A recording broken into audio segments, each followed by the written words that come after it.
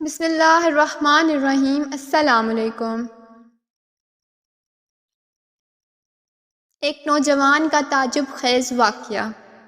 جعفر بن سلیمان کہتے ہیں کہ میں حضرت مالک بن دینار کے ساتھ ایک دفعہ بصرہ میں چل رہا تھا کہ ایک عالی شان محل پر گزر ہوا جس کی تعمیر جاری تھی، اور ایک نوجوان بیٹھا ہوا معماروں کو ہدایت دے رہا تھا کہ یہاں یہ بنے گا، وہاں اس طرح بنے گا۔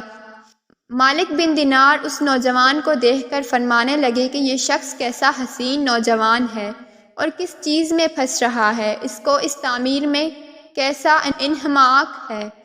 میری طبیعت پر یہ تقاضا ہے کہ میں اللہ تعالیٰ سے اس نوجوان کے لیے دعا کروں کہ وہ اس کو اس جھگڑے سے چھڑا کر اپنا مخلص بندہ بنا لے۔ کیسا اچھا ہوگا اگر یہ جنت کے نوجوانوں میں بن جائے۔ جعفر چل اس نوجوان کے پاس چلیں۔ جعفر کہتے ہیں کہ ہم دونوں اس نوجوان کے پاس گئے، اس کو سلام کیا، اس نے سلام کا جواب دیا۔ وہ مالک سے واقف تھا مگر مالک کو پہچانا نہیں۔ تھوڑی دیر میں پہچانا تو کھڑا ہو گیا اور کہنے لگا کہ کیسے تشریف لائے ہیں۔ مالک نے فرمایا تم نے اپنے اس مکان پر کس قدر روپیہ لگانے کا ارادہ کیا ہے؟ اس نے کہا کہ 1,00,000 درہم۔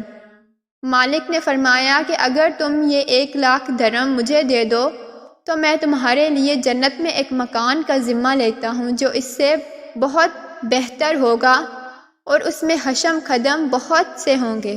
اس میں خیمے اور کبے سرخ یاقوت کے ہوں گے جن پر موتی جڑے ہوئے ہوں گے، اس کی مٹی زعفران کی ہوگی، اس کا گارا مشک سے بنا ہوگا جس کی خوشبوئیں مہکتی ہوں گی۔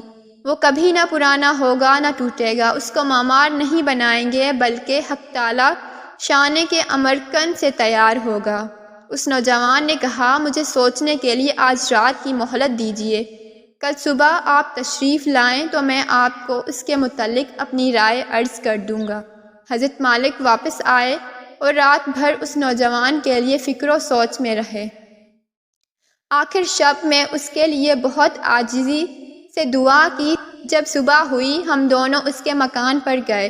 وہ نوجوان دروازے سے باہر ہی انتظار میں بیٹھا تھا، اور جب حضرت مالک کو دیکھا تو بہت خوش ہوا۔ حضرت مالک نے فرمایا تمہاری کل کی بات میں کیا رائے ہے؟ اس نوجوان نے کہا کہ آپ اس چیز کو پورا کریں گے جس کا کل آپ نے وعدہ فرمایا تھا؟ حضرت مالک نے فرمایا ضرور۔ اس نے درہم کے توڑے سامنے لا کر رکھ دیے اور دوات قلم لا کر رکھ دیا۔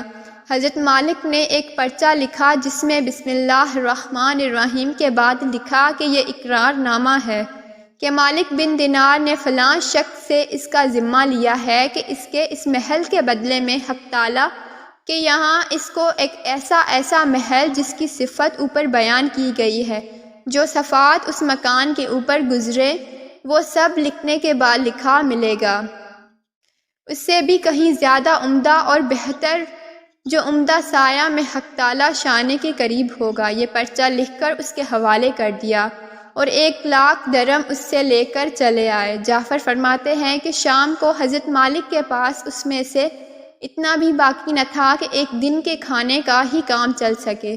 اس واقعے کو 40 دن بھی نہ گزرے تھے کہ ایک دن حضرت مالک جب صبح کی نماز سے فارغ ہوئے تو محراب میں ایک پرچہ پڑا دیکھا۔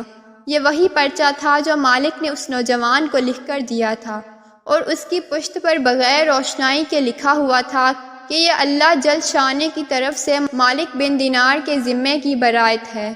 جس مکان کا تم نے اس نوجوان سے وعدہ کیا تھا وہ ہم نے اس کو پورا دے دیا اور اس سے 70 گنا زیادہ دے دیا۔ حضرت مالک اس پرچے کو پڑھ کر متحیر سے ہوئے۔